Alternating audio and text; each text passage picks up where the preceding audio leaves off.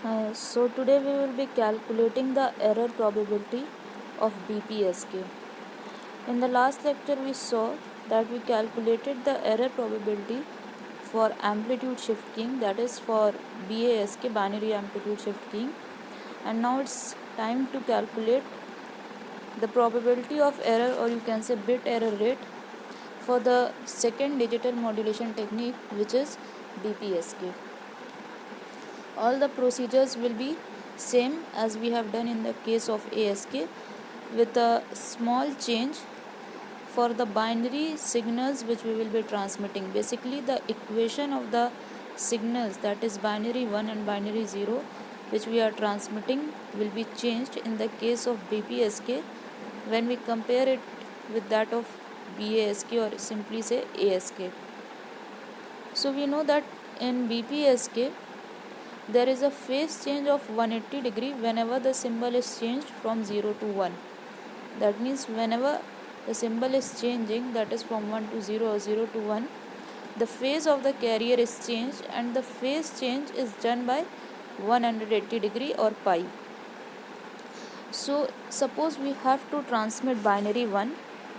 See this, suppose we have to transmit binary 1, and here it is written binary 2. Basically this binary 2 is representing binary 0, you can say.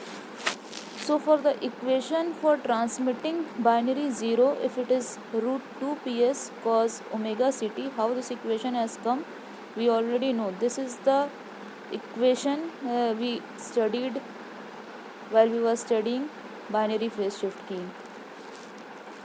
So for binary 0, here basically this is binary 0. We are transmitting x2t is equals to root 2 ps cos omega ct, and for binary 1 we will be transmitting root 2 ps cos omega ct plus pi, and we know that cos pi plus theta is equals to minus cos theta. Here directly it is written that for binary 1 we have got, see this equation, for binary 1 we have got minus root 2 ps cos omega ct. So from where we got this equation? Because suppose for if binary 0, that is this, the equation is root 2 ps cos omega ct, then for binary 1 it will be root 2 ps cos omega ct plus pi, and we know that cos pi plus theta is equals to minus cos theta. So in this case x1t will become equal to minus root 2 ps cos omega ct. Now again here omega c is the frequency of the carrier, that is the higher frequency, because we multiply the low frequency baseband signal by the high frequency carrier signal. So the frequency of the carrier is omega c. PS is the normalized signal power for 1 ohm load. Now moving further, we know that the formula for error probability is given by half error function x01t minus x02t upon 2 root 2 sigma. All the terms here should be clear by now that sigma is the standard deviation for the additive white Gaussian noise which was introduced at the channel. x01t and x02t are the outputs received after the sampling at the receiver side, and ERFC is the error function, which is a monotonically decreasing function, and P is representing the error probability, or you can say probability of error. The expression for the signal to noise ratio of a matched filter, this also we have already derived, that for any matched filter the SNR, if we talk about the SNR, that is the signal to noise ratio, it is given by this equation, x01t minus x02t divided by sigma. This is equals to 2 by n0 minus infinity to infinity integration of mod of xf square df. Again for reminder, you can see here that n0 or n0 by 2 is the power spectral density of the additive white Gaussian noise, AWGN noise, and xf is the Fourier transform of xt. So see both these equations, this equation and this equation. This value, the LHS value, here you can see is put here with an additional term of 2 root 2. So if we are able to calculate this signal to noise ratio, we will be able to calculate the probability of error. So for calculating the signal to noise ratio, see this equation, we will be first solving the RHS of this equation. The RHS is given by minus infinity से infinity integration of xf square df. Now here we are using the Rayleigh's energy theorem, or you can speak it as Parseval's energy theorem. Both are same, Rayleigh's energy theorem and Parseval's theorem.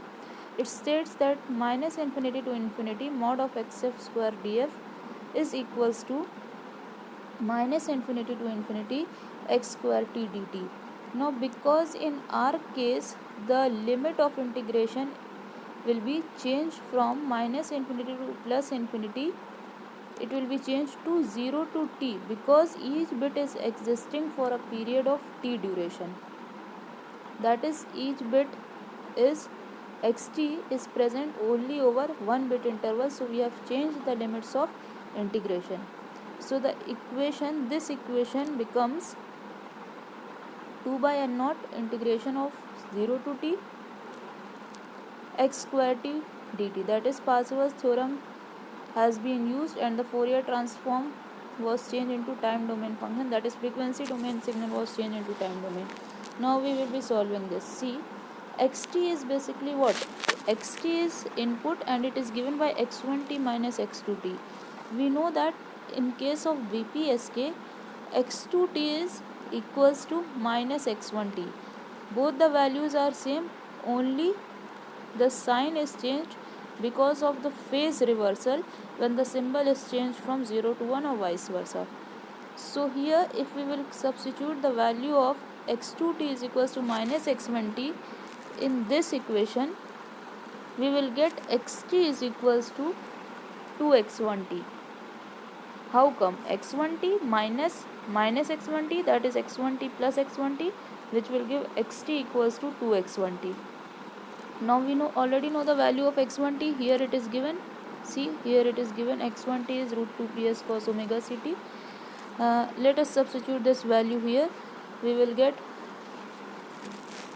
2 root 2 ps cos omega ct. Now let us solve this equation by putting the value in the SNR. So the value for SNR was x0 1t minus x0 2t upon sigma whole square 2 by n naught 0 to t integration of 8 ps cos square omega ct dt. How we got this equation? See, the signal to noise ratio formula was given here. You can see the formula here. We have changed xf to xt by using Parseval's theorem. Then we are keeping the value of this xt from here into this equation here. So this will come equal to this value 2 by n naught 0 to t 8 ps cos square omega ct dt. Achha, remember one thing, here the square is not given. Here actually this ratio is square. Here this ratio is square. Square is not printed. Here you can see it is given square. This whole ratio का square हमें लेना होगा.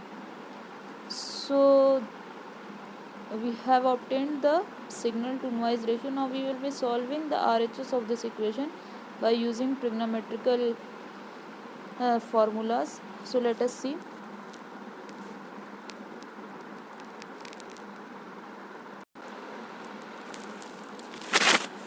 So we will be solving this equation. The equation comes to be equal to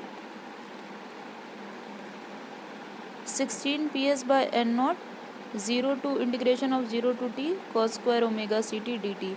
Now we know that cos 2 theta is given by, see this, cos 2 theta is given by 1 plus, sorry, cos 2 theta is given by 2 cos square theta minus 1. So cos square theta will be is equal to 1 plus cos 2 theta divided by 2. Now you see here the value of theta is, see, the value of theta is omega ct. So cos square omega ct will come equals to 1 plus cos 2 omega ct divided by 2. Now substituting the value of cos square omega ct, this value will be substituted in this equation and we will get finally this equation, which is the SNR ratio will come equal to 16 PS by N naught. It is constant, so we have taken out of the integration sign. Integration from 0 to t of 1 plus cos 2 omega ct divided by 2 dt. Now separately we have to do the integration. The integration of 1 is separate and the integration of cos 2 omega ct is separate, and the divide by 2 was taken out of the integration sign. So here we got 8 PS by N naught. So when we will integrate 1 with respect to t, we will get t and we will put the limit here 0 to t. When we will integrate cos 2 omega ct, we will get sin 2 omega ct divided by 2 omega c with the limits of t from 0 to t. Now keeping the limits, we will get the SNR ratio. See this equation 5.97, 8 PS by N naught t plus sin 2 omega ct divided by 2 omega c. Now see in this equation, this whole term is equal to 0. How we computed this? When we saw the error probability in ASK, we saw that keeping omega c is equals to 2 pi fc, we were seeing that the number for integer number of cycles, the value of sin 4 pi k was 0. The same concept has been used here. So the second term will be is equal to 0. So the final value of the SNR will be, neglecting the second term, it will be 8 PST by N naught. Now we know that PST is nothing but the energy of the signal. So substituting PST is equals to E, we get this equation 8E by N naught. Now because this whole value is square and we want the ratio not in terms of square, this RHS will come under square root. So x0 1t minus x0 2t divided by sigma, maximum value is given by square root of AT by N naught, where E is the energy of the signal. Now we knew that we have to calculate this ratio, and then we will be substituting this ratio in the formula of the error probability. So simply use this formula, value and put it in the formula of error probability. The formula of error probability was half error function x0 1t minus x0 2t divided by 2 root 2 sigma. So you can see that we have multiplied by an additional term here 1 by 2 root 2, and the same and the rest value which we calculated from here has been substituted here. So error probability, after solving, we can get the error probability equation 5.100, that is half error function root E by N naught.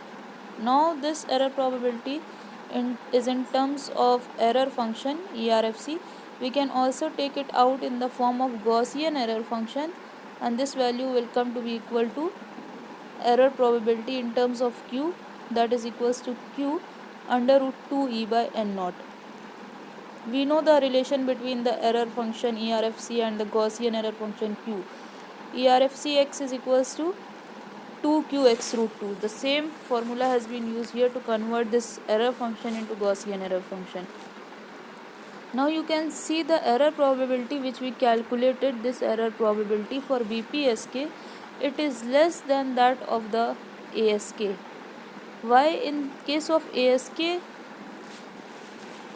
the error probability which we got, that was half error function root E by 4 N naught. Here we are getting half error function root E by N naught. Though the ratio here is large, but the value of error probability is low, because the error function is a monotonically decreasing function.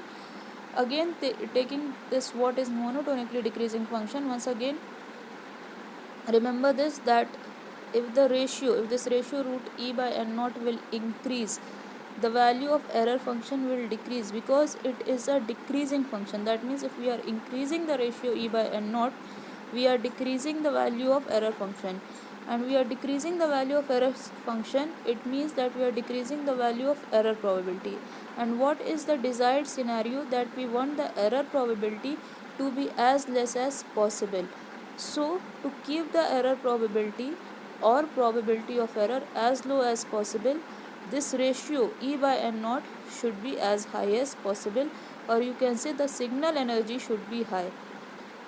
That is, we say that the error probability depends upon the energy of the signal. You can see from the equation 5.10, the error probability is depending upon the energy of the signal, and it does not depend on the shape of the signal. This is a very important concept which needs to be kept in mind, because we have nothing to do with the shape of the signal. We have to check the energy. Higher the energy, lower the probability of error.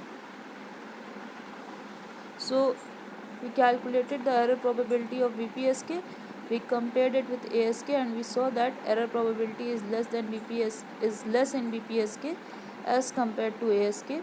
So VPSK will be a better digital modulation technique, BPSK, if we compare it to ASK, because in terms of probability of error, this is giving more good performance than its counterpart ASK. That is why BPSK is preferred among all the digital modulation techniques.